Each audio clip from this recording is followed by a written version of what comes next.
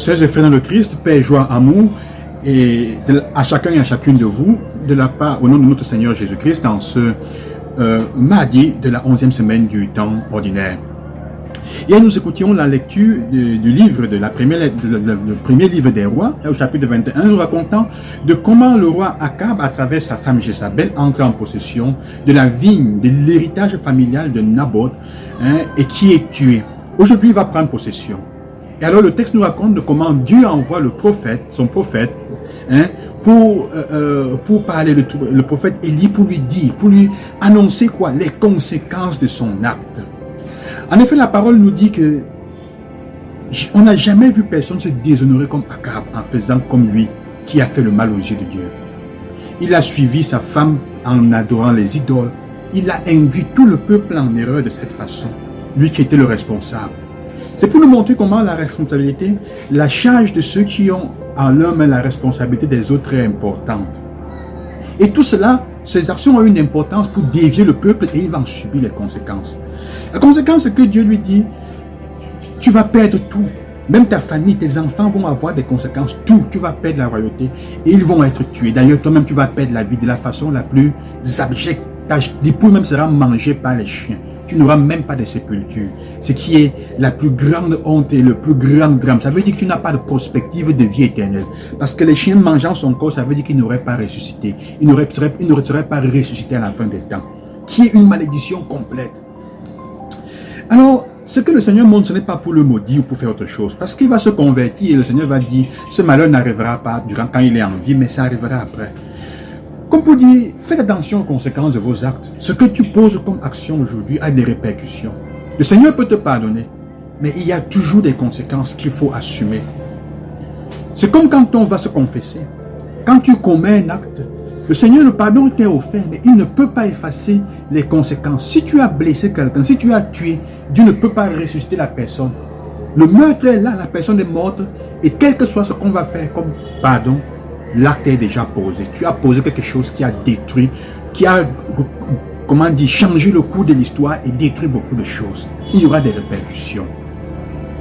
Il faut donc être attentif, il faut faire attention.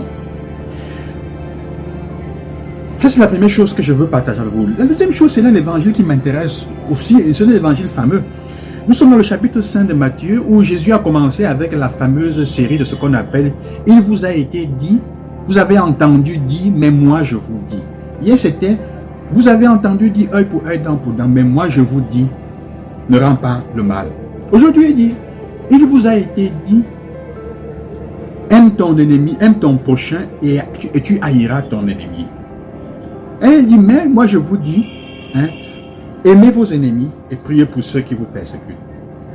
Il est déjà difficile d'aimer normalement ceux, disons, qui nous aiment.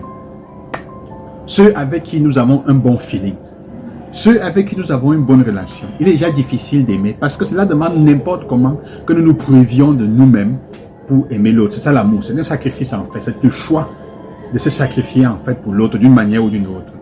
Imaginons-nous maintenant les ennemis. Mais Dieu, qu'est-ce qu'il est en train de nous demander? De laisser de côté notre dignité. Qu'est-ce qu'il est en train de demander? En fait, pour comprendre, la clé pour comprendre ce que Jésus est en train de demander, car en fait, il est en train de faire quelque chose pour notre bien, est dans la dernière phrase. Vous donc, vous serez parfaits comme votre Père Céleste est parfait. C'est parce que Dieu, Jésus, est préoccupé de notre perfection, que nous soyons des personnes en paix, heureuses, qui nous demandent d'aimer nos ennemis. Ça fait partie de ce que je vous ai dit hier, de la non-résistance. Il dit, son but, c'est que nous soyons parfaits dans l'amour. Parce que la perfection dans l'amour fait de nous des personnes meilleures et nous aide à vivre mieux. Et l'unique façon dans ce cas, c'est d'aimer ton ennemi. Ça veut dire te battre pour être en tension, vivre en tension vers la perfection, vers l'amour, bien que nous soyons pas imparfaits. Préoccupe-toi uniquement de vivre en tension vers l'amour. C'est ça la chose la plus importante. Si tu aimes seulement ceux qui t'aiment, où est la différence? Il dit, concentre-toi sur ce qui est le plus important. Que rien, qu'aucune raison négative n'entre dans ton cœur pour te rendre impur et pour t'orienter vers le mal, parce que c'est toi qui vas souffrir. Si le mal entre dans ton cœur et en toi, c'est toi qui vas en souffrir. L'amour pour les ennemis n'a pas l'avantage de l'autre. Il s'en fout. Comme il disait, ta vie et la qualité de ce que tu es ne dépendent pas de ce que l'autre pense, mais de ton amélioration personnelle. Il dit, concentre-toi sur ce que tu es pour améliorer ta vie chaque jour. Si nous étions concentrés à améliorer notre vie chaque jour pour nous-mêmes, nous ne nous occuperions même pas de nous battre pour que quelqu'un devienne notre ennemi ou pas. Si il nous prend comme son ennemi, ça le regarde. Mais ne dépense pas les énergies pour chercher à te faire des ennemis. Ça ne te sert à rien. Ça ne sert pas. Ça te détruit, ça te détourne du vrai but de la vie qui est vivre heureux et vivre la plénitude de ce que nous sommes, des personnes faites pour aimer et pour vivre d'amour. Et dit Jésus nous demande cela parce qu'il nous aime tant. Parce qu'il est préoccupé pour ta santé, parce qu'il est préoccupé pour toi. Tu vas te détourner du mauvais chemin. L'esprit du malin fait souvent comme ça. Il va aller travailler sur ton ego pour que tu penses que je dois répondre à celui-là mal parce que mon ego est concerné. Parce que sinon on va penser que je suis faible. Mais on s'en fout. Rendez-vous compte. Et regardez. Prenez la peine de vous asseoir quand vous êtes chamaillé avec quelqu'un, vous êtes en train de vous faire des ennemis, de penser à comment vous allez leur répondre. Vous allez vous rendre compte que vous dépensez le double des énergies. Vous êtes plus fatigué que quand vous prenez l'habitude, vous vous impliquez à simplement chercher à aimer cette personne. À ne pas laisser que l'esprit du mal, que la rancune et la haine gagnent votre cœur. Si la haine gagne ton cœur, il n'y a plus de place pour l'amour, pour rien. C'est toi qui es la première personne à être détruite. Quelqu'un disait, si tu commences à haïr, à te faire des ennemis, après 2 cercueils, un pour toi et un pour l'autre, quand tu veux te venger aussi.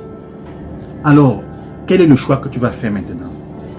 Tu vas penser que Jésus est en train de demander quelque chose de trop difficile. C'est déjà compliqué d'aimer les personnes normales. Donc, bats-toi, reste dans la tension. Si tu te restes dans la tension vers le bien, vers l'amour, vers la perfection, que ce soit l'unique chose qui vous préoccupe, devenir parfait comme le Père est parfait, parce qu'il nous a créés à son image et ressemblance. Il nous a créés pour que nous devenions amour complet comme lui-même est.